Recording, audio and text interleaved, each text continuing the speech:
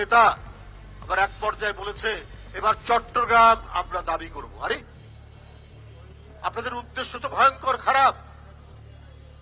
একটি স্বাধীন সার্বভৌমত্ব দেশের উপর একটি অংশ আপনারা সেটা দাবি করবেন। আপনারা প্রথমে এই কথা বলেছেন, আপনাদের দায়িত্বশীল একজন নেতা বলেছে। তোরা আমি বলেছিলাম যে আপনারা যদি দাবি করেন তাহলে আমাদের নবাবের যে অংশ বাংলা, বিহার, উড়িষ্যা সেটাও আমরা দাবি করব। এবং এইটাতে পশ্চিম বাংলার মুখ্যমন্ত্রী অত্যন্ত নাকি গোস্বা হয়েছে, কষ্ট পেয়েছে। বলছে যদি আসে বাংলাদেশ থেকে উড়িষ্যা, বিহার এগুলো দখল করতে আমরা কি ললিপপ খাবো?